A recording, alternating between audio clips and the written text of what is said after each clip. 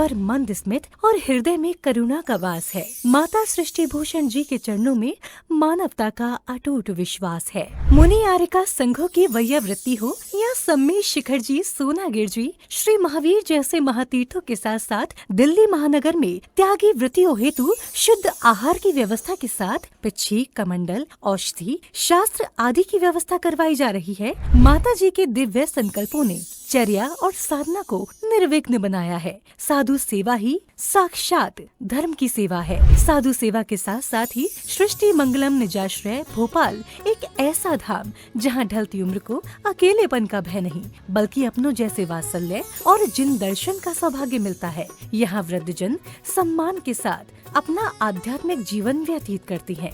वृद्ध साधकों के लिए शुद्ध भोजन, आवास, जिन दर्शन, भक्ति पूजन आदि की व्यवस्था माता जी के आशीर्वाद एवं प्रेरणा से की जा रही है। साधु सेवा वयोवृत्ति 1,11,000 रूपए, स्थायी सेवा निधि योजना 1,11,000 रूपए, मासिक आहार दान योजना 5100 रूपए, एक दिवसीय आहार दान, जन्मदिन पुण्यतिथि के अवसर पर 2100 रूपए, एक वृद्ध गोद योजना वार्षिक 31,000 रूपए। संतों का आशीर्वाद और वृद्धों की दुआ ही जीवन की असल पूंजी है। अपनी श्रद्धा को अर्पण करें। श्री सृष्टि मंगलम सेवा समिति सहयोग राशि हेतु बैंक एवं डिजिटल भुगतान विवरण।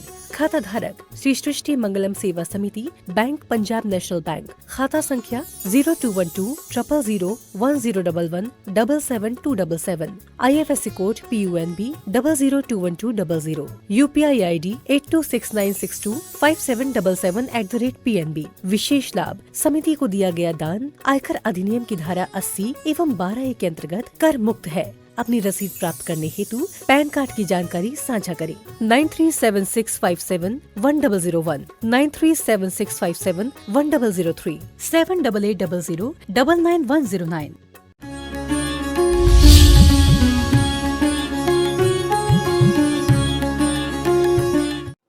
एक बच्चे लड़ रहे थे, बहन भाई लड़ रहे थे। मैंने कि बेटा लड़ो नहीं, क्यों लड़ रहा? बोले हम लड़ नहीं रहे माता जी। हमने कि क्या कर रहे? बोले हम मम्मी पापा का खेल खेल रहे। आज बात बात पे पत्नी कहती मेरी बात कैसे टाल देंगे? अरे एक बात ध्यान रखना, नारियां अपनी मर्यादा खोड़ देंगी, क्योंकि सूप न खाने यही तो होड़ की थी। राम से कहा था क्या नर नहीं होते दो दो दाराओं वाले? क्या पुरुषों की होड़ की थी? राम समझ गए थे कुलीन कन्या नहीं है, ये शीलवती नहीं है, पुरुषों की होड़ कर रही है। आज भी हमारे परिवार फिर टूटने से बच सकते हैं, हम संपत्ति और शान शौकत को बढ़ावा नहीं दें। एक पत्नी पति से बोली कि घर महंगा लो नहीं तो हम चले जाएंगे। बोले क्यों? बोले सब लोग कहते हैं कि हम 20,000 वाले में रहते हैं, हम तो 10,000 वाले में रहते। पति बोला अपनी गुंजाइश नहीं, अपन कहाँ से रहेंगे? पत्नी बोली नहीं रहना तो पड़ेगा। पति बोला जब अपने पास इतना नहीं तो बोली मैं मायके चली जाऊंगी। पति 10 दिन बाद बोला अच्छा हुआ तेरी भावना पूरी हो गई। बोले क्या? बोले हम 20,000 वाले में रहेंगे। बोले कहाँ रहेंगे? बोले इसी का किराया 20,000 हो गया। पत्नी बोली अब अच्छा लगेगा सबको बताने कि मैं भी 20,000 वाले में रहती। एक औरत तो डॉक्टर से बोली ऑपरेशन कर दो। डॉक्टर बोला काहे का ऑपरेशन कर? कुछ भी निकाल दो, नहीं हो तो अपेंडिक्स निकाल दो। डॉक्टर बोला कोई तकलीफ नहीं। बोले बड़े शर्म लगती है जब सब बोलते हैं कि हमारे इतने ऑपरेशन हुए, हम बोलते कुछ भी नहीं हुआ तो शर्म सी लगती। आज सच बताना, कोई कह दे कि तुम पुजारी लग रहे हो तो तुम्हारी नाक नीची हो जाती। कोई कहता है तुम फिल्मी एक्टर लग रहे हो तो शान से सीना चौड़ा हो जाता है। उन चारित्रहीनों की नकल कर रहे हो जो चप्पल जूतों की तरह पति पत्नी बदल देते हैं। और जो सुंदर सी पत्नी नजर आती है ना आपको पर्दे पर या टीवी पर, उसके पति से पूछो वो बेचारा परेशान है, रोज तलाक देने को तैयार है, और उसके गाने गा रहे हो। अरे जब भूख लगती है तो खुद भोजन करते हो, कमाना हो तो खुद धन की तिजोरियां जोड़ते हो, फिर परमात्मा के लिए दूसरों से क्यों सोचना कि दूसरे हमारी शांति धारा कर देंगे, दूसरे हमारे लिए माला जप देंगे, हम दूसरों की लिखी पुस्तकें पढ़ के चले जाएंगे, हमारी आराधना हो जाएगी। हम 2 शब्द भगवान के चरणों में बैठकर उनके लिए जरूर लिखेंगे, उनके लिए जरूर कहेंगे। अरे कम से कम इतना घर के लिए इतना दिमाग लगाते हो, परमात्मा के लिए एक लाइन भी कभी नहीं लिख पाते हो कि भगवान। रोज बोलते हो कि धन्य बाग मेरो भयो करन लगो तुम सेव। हमने कही रोज सेवा करने वाला भी आन नृपति कृपा करे तब कछु दे धनदान।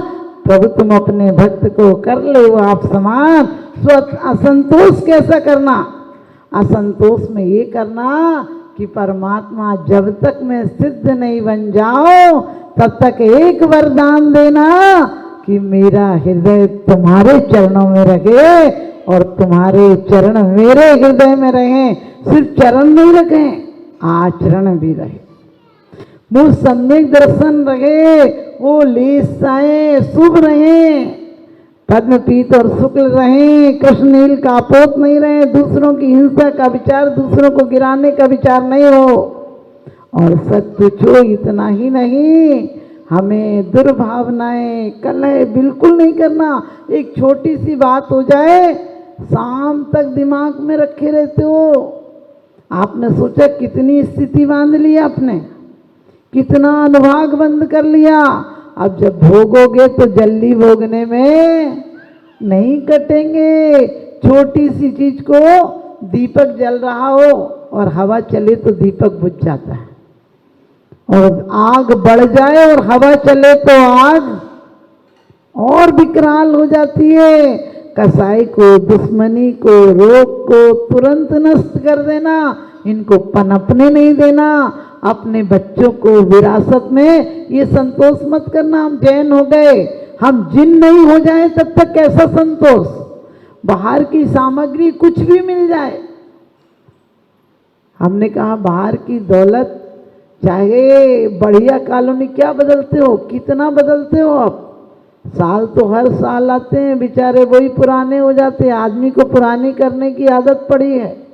नया साल आता है, एक दिन नया साल करोगे, उसके बाद दूसरे दिन वही काम करोगे। नया क्या होता है? कुछ जीवन में नया होता है? नया ऐसा बदलाव आए कि जो परिणामों से संसार की वृद्धि हुई थी उन परिणामों से विपरीत हमारे अंदर ध्यान, उपशम और संवेग आदि भावनाएं आए। संवेग का मतलब ये नहीं एक दिन हमने किसी से कुछ कह दिया, कहने में आ गई क्रोध के आवेश में, तो दोबारा इतनी सावधानी रखो कि वो 1000 गालियां दे जाए तो भी हमें 7 तत्व का यदि श्रद्धान है तो हमारे अंदर ये भाव आना चाहिए कि पुद्गल वर्गनाएं थी, टकराई, खत्म हो गई, इनमें हमारा क्या ले गई। आप बताओ, आपके घर में कोई आए और दरवाजा बंद कर लो तो वो अंदर आ पाएगा क्या? आप भी अपने संयम का दरवाजा रखो, अपनी शुक्ल लेसाओं के द्वारा उन्हें फटकने नहीं दो। क्या मजाल है, दुश्मन आ जाएंगे। चोर को देखकर तुम उससे हाथ तक नहीं मिलाते हो, और कसायों में बड़े क्रोधित, बड़े खुश होते हो कि वाह एक ऐसी सुनाई कभी सुनी नहीं होगी। वास्तव में हमें ये कसायों को बलवती नहीं करना है। कसायों के कारण हमने 84 लाख योनियों में भटके हैं और आगे भी भटकने की तैयारी है। यदि एक बार मिली है, छोटी सी जिंदगी है, तकरार किस लिए? छोटी सी जिंदगी है, तकरार किस लिए? रहती है दिलों में दरार किस लिए? है साथ कुछ पलों का, फिर सब जुदा जुदा, इसलिए जिंदगी में खार बिछाएं किस लिए? हमने आपने देखा, घर बदल लेते हो, मकान बदल लेते हो, फर्नीचर बदल लेते हो, अब तो फैशन चल गया, पति पत्नी तक बदल लेते हैं। 2 बातें, आप लोग तो अच्छे लोग हो बाकी। और देखो आज समय की सीमा है, किसी के मजबूरी हो, कोई ऐसा दुख पड़ गया हो तो किसी को देखते मत बैठना, क्योंकि वो मान मर्यादा नहीं बची। आज मैं समाज को ये नहीं कहती किसी के घर कोई विपत्ति में कुछ करना पड़ा, क्योंकि हमारे यहाँ वो मर्यादा थी कि यदि कुछ ऐसा हो जाए तो तमाम जिंदगी हमारी बुजुर्ग महिलाएं साथ में सोती थी, साथ में उठती बैठती, कभी तकलीफ नहीं देती थी। लेकिन आज सच पूछो, पहले ही दिन से जिंदगी भर पति अपनी पत्नी को भी बुलाना हो तो बहन से पूछता था तेरी भाभी कहाँ है, माँ से पूछता था कि आपकी बहू कहाँ है, बेटे से पूछता था तेरी माँ कहाँ है। आजकल ऐसे आवाज लगाता हुआ आता है जैसे उसके अलावा कोई जिंदा ही नहीं हो घर में, और वो भी ऐसे बुलाती है कि पता ही नहीं चलता कुत्ता को बुला रही कि पति को बुला रहे। बिल्कुल सत्य घटना है। मैं एक बार फरासिया उधर छिंदवाड़ा के पास थी, ब्रह्मचारिणी थी, तो वो बोली सैलू को बुला दो, सैलू को। हमें लगा कुत्ते को बुला रही। मैंने कहा कि तुम्हारी मम्मी कुत्ते को बुला रही। वो कुत्ता लेके पहुंची उसकी बेटी, तो बोली नहीं तेरे पापा को बुला रही। हमने कि तुमने क्या कहा था? बोली उनको सालू कहती है, उसको सैलू कहती है। हमने कहा इतना ही अंतर कि समझ में नहीं आ रहा, कुत्ता को बुला रही कि पत्नी। बोले प्यार में कहती। हमने कि प्यार के इजहार का और कोई तरीका नहीं है? अरे ऐसे तू तलाक करती है, एक बोलेगा 10 बोलेगी। बोले हम कोई कम है क्या, इनकी सुनेंगे क्या? अरे सुनकर दुनिया तमाशा देखेगी कि पहली साल पति बोलता है, पत्नी सुनती है, दूसरी साल पत्नी बोलती है, पति सुनता है, 2-4 साल बाद दोनों बोलते हैं, दुनिया सुनती है। ध्यान रखना, तुम्हारे बच्चे यही नसीहत लेंगे। नसीहत अमीर बाप दे सकता है, नसीहत हर बाप को देना चाहिए। यदि बारिशें नहीं हो तो फसलें खराब हो जाती हैं, संस्कार ना दिए जाएं तो नस्लें खराब हो जाती हैं। हमारे बुजुर्ग वो थे जो कि मंदिर में बैठते थे तो धनंजय कवि की तरह उनका ध्यान नहीं जाता था। और एक नहीं, आज तक लोग कहते हैं, नारियां कहती हैं हम क्या कर सकते हैं? हमने कहा तुम भोजन बनाती हो, दुनिया को भजन में परिवर्तित कर सकते हो। कलेश में नहीं कि दिन भर में मैं बैठी हूँ, आए नहीं खाने को, मैं इंतजार करें। तुम्हें काम क्या है? लोग कहते हैं हमको बाहर जाना था ना, कि बाहर मत जाना, नहीं तो अभी बाहर ही हो। अंदर में आओ, घर में प्रेम से भोजन बनाओ कि पूरा जीवन प्रेममय हो जाए। एक पति पत्नी दोनों नौकरी करते थे, दोनों ही अच्छा पैकेज था, लेकिन बाहर का खाना भी कब तक खाओगे? एक दिन पति बोला कि आज पड़वा है, आज घर में बनाते खाना और संडे भी है। पत्नी बोली सामान लेकर आओ। जैसे तैसे, बहुत पता तो था नहीं, जैसा सामान लाए, अब कुछ बनाना आता नहीं था। पत्नी बोली मुझे एक चीज़ आती है। पति बोला क्या? बोले मैंने देखा था माँ गुड़ डाल के और पानी डाल के कुछ बनाती थी, पुआ टाइप का वो बना लेते हैं। पति पत्नी दोनों ने मिलके मेहनत की और पुए बनाए। वो पिए बनते टाइम 21 हो गए। अब पत्नी बोली मैंने ज़्यादा मेहनत की। पति बोला सब तो बाजार से मैं लाने में मेहनत की। पत्नी बोली मैं 11 खाऊंगी। पति बोला मैं 11 खाऊंगा।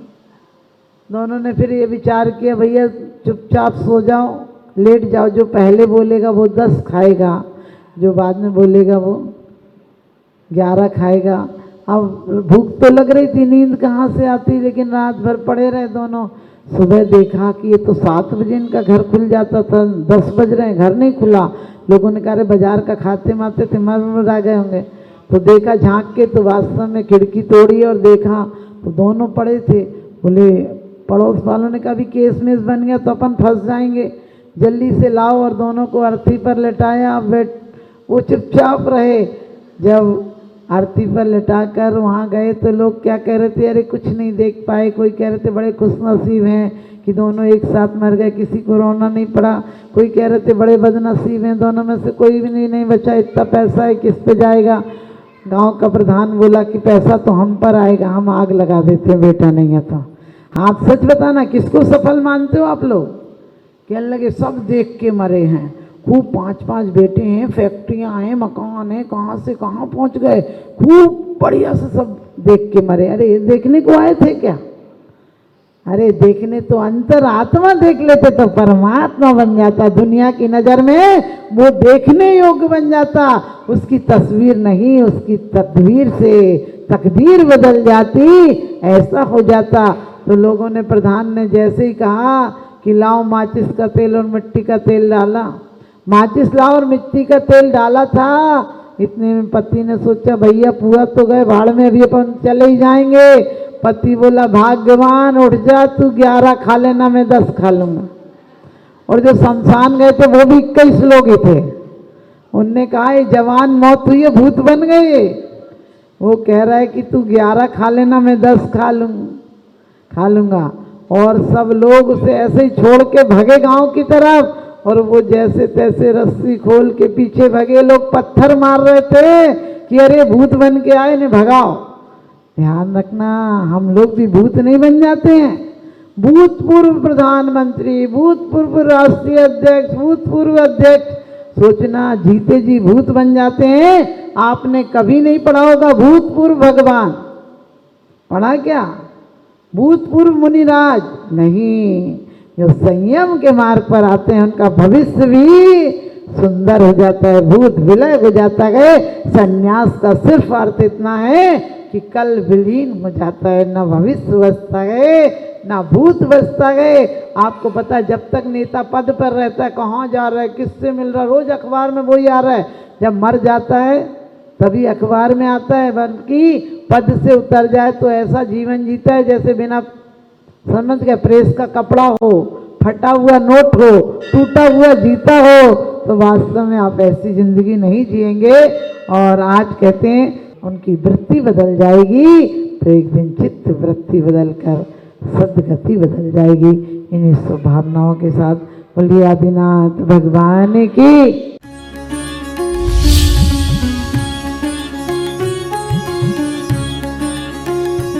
जहाँ करुणा का सागर उमड़ता है वहीं मानवता मुस्कुराती है। परम पूज्य वात्सल्य की प्रतिमूर्ति आर्यका रत्न 105 श्री सृष्टि भूषण माता जी के मंगल आशीर्वाद से समाज की होनहार प्रतिभाओं को जीवन के उत्थान का संबल मिल रहा है। स्याद्वाद बाल संस्कार विद्यालय ललितपुर द्वारा आर्थिक अभावों की बेड़ियों को तोड़कर होनहार बच्चों को निःशुल्क शिक्षा और जीवन जीने की कला सिखाई जा रही है। आपकी एक छोटी सी आहुति किसी बालक के भविष्य का सूर्योदय बन सकती है। इसके साथ ही चोटिल शरीर, गहरे घायल अंग और भूख से कांपती ये बेजुबान जिंदगियां आखिर कब तक सहेंगी ये असहनीय पीड़ा। सृष्टि मंगलम सेवा समिति विभिन्न क्षेत्रों में गौशालाओं के माध्यम से उन गायों की देखभाल कर रही है जिन्हें मदद की सबसे ज्यादा जरूरत है। हमारा हर पल समर्पित है इनके उपचार के लिए, इनके जख्मों पर मरहम लगाने के लिए और उन्हें एक सुरक्षित आश्रय देने के लिए, क्योंकि हर जीवन अनमोल है और करुणा ही हमारी असली पहचान है। सृष्टि मंगलम सेवा समिति, सेवा ही संतोष, करुणा ही